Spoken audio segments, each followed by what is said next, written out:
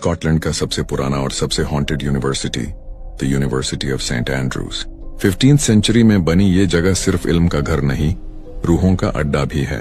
कहते हैं Patrick Hamilton, जिसे 1528 में सेंट सैल्वेटर्स हॉल के सामने जिंदा जला दिया गया था, आज भी वहां दिखता है, आग में लिपटा हुआ, उसी जगह जहां उसका अंतिम सांस लिया था। लेकिन वो अकेला नहीं है। 400 से ज्यादा आत्माएं कैंपस में भटकती हैं। कैथीड्रल के खंडोहारों के पास एक व्हाइट लेडी भी दिखाई देती है। कहा जाता है वो मेरी क्वीन ऑफ स्कॉट्स की एक लॉयल सर्वेंट थी, जिसका दिल उसके लवर की गर्दन कतने के बाद टूट गया था। और सेंट लेनर्ड्स कर्क के रास्ते पर चलती है एक वेलिड नन, जिसने अपना चेहरा खुद कुर्बान कर दिया था ताकि किसी से शादी न करनी पड़े। कहते हैं अगर कोई उसके पास जाने की हिम्मत करे, वो अपना वेल हटाकर अपना चेहरा दिखाती है और लोग कह नहीं सकते जिंदा भी बचते हैं या नहीं। फॉलो करो डार्क विस्पर रियल्म ऐसी और हॉन्टेड सच्चाइयों के लिए। उत्तराखंड के टिहरी जिले में एक पहाड़ है, खैट पर्वत। कहा जाता है यहाँ आज भी आच्छरियां रहती हैं, ऐसी परियां जिन्हें बहुत कम लोगों ने देखा है। लोग मानते हैं वहाँ आज भी कुछ ऐसा है जो पूरी तरह समझ नहीं आता। एक पुरानी कहानी है जीतू बगड़वाल की। कहते हैं वो बांसुरी बजाने में बहुत अच्छा था। उसकी बांसुरी की धुन इतनी मीठी थी कि आसपास सब शांत हो जाता था। एक शाम जीतू फिर जंगल गया। बांसुरी की आवाज दूर तक गूंज रही थी। अचानक हवा में एक दूसरी बांसुरी की धुन सुनाई दी।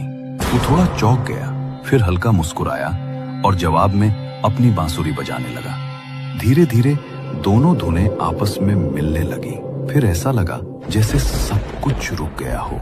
सुबह लोग पहुंचे। वो युवक कहीं नहीं था, बस उसकी बांसुरी जमीन पर पड़ी थी और मिट्टी में कुछ हल्के निशान जो कुछ दूरी पर जाकर अचानक खत्म हो गए। लोग कहते हैं रात के वक्त कभी कभी उत्तराखंड के चंपावत जिले में लोहाघाट नाम की एक शांत पहाड़ी है, जहाँ एक पुराना अंग्रेजों का बंगला है। कहा जाता है यहाँ मौत आने से पहले ही तय हो जाती थी और लोग आज भी इसे एबी बंगलो के नाम से जानते हैं। ब्रिटिश दौर में इस बंगले को बाद में एक अस्पताल में बदल दिया गया था। वहाँ एक डॉक्टर था, डॉक्टर मॉरिस।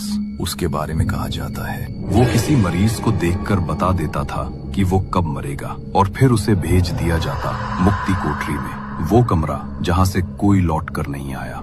धीरे धीरे वहाँ के लोगों के बीच डर फैलने लगा। अस्पताल हमेशा के लिए बंद हो गया और वो बंगला बन गया, एक श्रापित जगह जहाँ आज भी रातों में किसी की चीख और कदमों की आहट सुनाई देती है। पुराने लोग बताते हैं कि अंधेरे में कोई परछाई घूमती है, पुराने लकड़ी के दरवाजे अपने आप खुलते हैं और हवा में एक ठंडी सी खामोशी रहती है। कई बार लोगों ने खिड़की के पास किसी तो आप पुणे पढ़ाई करने आ गए। पढ़ाई हो, आपको आइज निवास पीजी में कमरा मिल गया है, लेकिन यहाँ आई को सब कुछ परफेक्ट चाहिए। जिंदा रहने के लिए कुछ रूल्स फॉलो करने होंगे। रूल 1, आई रात 11 बजे चेक करने आएंगी। अगर वो आपसे मराठी में जेवलिस का मतलब खाना खाया पूछे तो हो मतलब हाँ बोलकर सो जाना, उनकी आंखों में मत देखना। रूल 2, आपका रूममेट रोहन काफी फ्रेंडली है, लेकिन अगर वो रात 2 बजे अपने बेड से उठकर दीवार को घूरने लगे तो लाइट बिल्कुल मत जलाना, वो रोहन नहीं है। रूल 3, 3rd फ्लोर का बाथरूम कभी इस्तेमाल मत करना। अगर वहां शावर से पानी गिरने की आवाज आए तो समझ जाना वो पानी नहीं है। मसूरी के लैंडोर के पास एक पहाड़ी है, परी तिब्बा। ये वो इलाका है जहाँ बिजली सबसे ज्यादा गिरती है, जिसे बर्न्ड हिल भी कहा जाता है। यहाँ कई पेड़ ऐसे हैं जिनके तनों पर आज भी जलने के निशान दिखते हैं। रिपोर्ट्स बताती हैं कि ये इलाका ऊंचाई पर है और खुली घाटी में होने के कारण यहाँ बिजली ज्यादा गिरती है।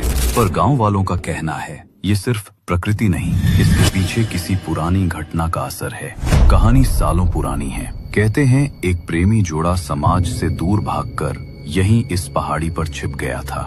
एक रात जब आसमान पर काले बादल छा गए तो अचानक बिजली गिरी, इतनी तेज कि पूरा इलाका रोशनी से भर गया और वो दोनों गायब हो गए।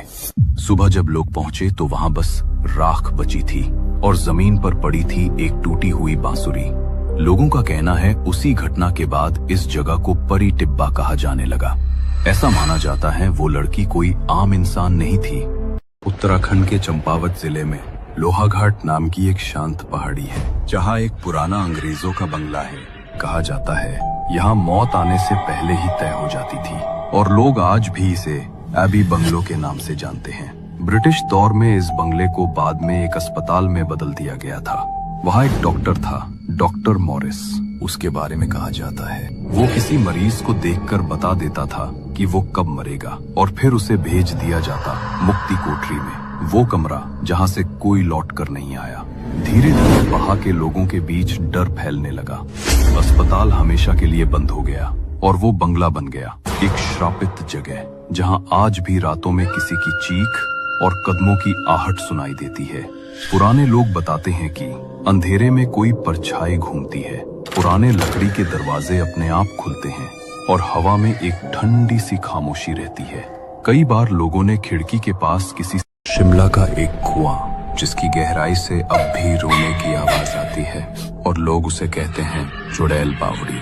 छोटा शिमला से नवबहार की तरफ जाते हुए एक मोड़ आता है, जहाँ कहते हैं कि चाहे गाड़ी कितनी भी तेज हो, अपने आप धीमी हो जाती है।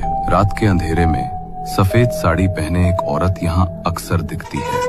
वो आपसे लिफ्ट मांगती है और अगर आप उसे अनदेखा कर दें तो अगले ही पल वो आपकी कार की पिछली सीट पर बैठी मिलती है।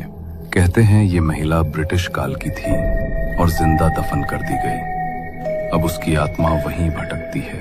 कई लोगों का दावा है कि कुएं से चीखने और रोने की आवाजें आती हैं, पर असली सच क्या है कोई नहीं जानता। डर या सिर्फ एक मनोवैज्ञानिक खेल।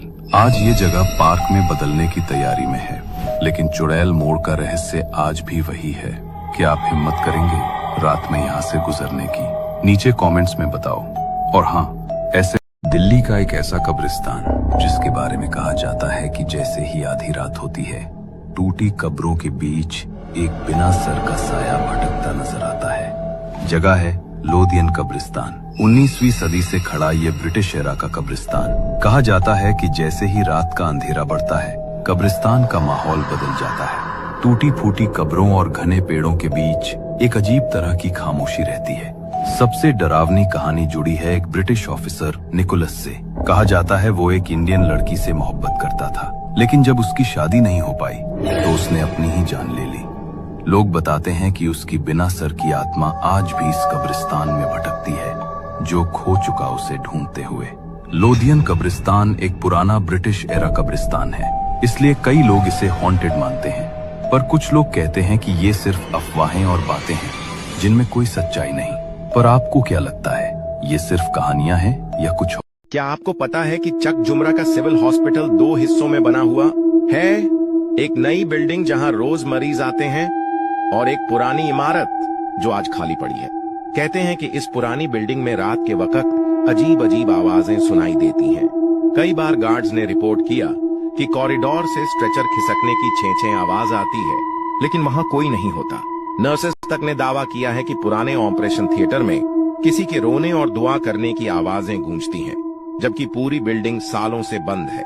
आसपास के लोगों का कहना है कि रात को ऊपरी मंजिल की खिड़कियों में धुंधले साए चलते नजर आते हैं। कुछ तो ये भी बताते हैं कि जब कोई मजाक में रात को अंदर गया तो वापसी पर कई दिनों तक बीमार पड़ा। अब सोचो, अगर तुम्हें आधी रात को इसी पुरानी बिल्डिंग के वार्ड में अकेले खड़ा कर दिया जाए और दरवाजा अपने आप चर्रर करके बंद हो जाए, तो तुम टिको। इस्लामाबाद में दरियाफ्त होने वाली एक कदीम गार जो कि शाहअल्लाह दत्ता के नाम से मंसूब है, पाकिस्तान के पुरसरार मकामात में से एक मानी जाती है। कहा जाता है कि इसकी तारीख 700 साल पुरानी है। गार में या उसके करीब वक्त गुजारने वाले बहादुर अफराद बताते हैं कि गार से अक्सर अजीबो गरीब आवाजें सुनाई देती हैं, जैसे कुछ लोग आपस में सरगोशियां कर रहे हों। टूरिस्ट के मुताबिक ये आवाजें अक्सर रात को आती हैं। ये इस्लामाबाद के सेक्टर D12 में वाक़ है। शाम होते ही उस जगह से खौफ आने लगता है। कुछ लोगों के मुताबिक इस गार में चंद लोगों का मजमा दाखिल होता दिखाई दिया, मगर अंदर जाकर वो गायब हो गए। मजीद ये कि गार के करीब दरख्तों पर अक्सर छिलावे देखे गए हैं। लोगों के मुताबिक गार से ठंडी हवाओं का झोंका महसूस किया जाता है और रोने की आवाजें भी आती हैं, जो इसको मजीद पुरअसरार बनाती हैं। कहा जाता है कि यहाँ पर रहने वाले जिन्नात अपनी मौजूदगी का एहसास दिलाते हैं। क्या आपका इस गार में जाने का इत्तेफाक हुआ है? मजीद पुरअसरार वाकयात के लिए चक जुमरा की इमाम बरगाह रोड पर रहने वाले साइद हुर अब्बास का कहना है कि उनके घर के साथ बना खाली प्लॉट का भी हॉस्पिटल हुआ करता था। लोकल बुजुर्ग भी बताते हैं कि इस हॉस्पिटल में पुराने जमाने में कई ऑपरेशंस और मौतें हुई थीं और धीरे धीरे जगह वीरान होकर बंद हो गई।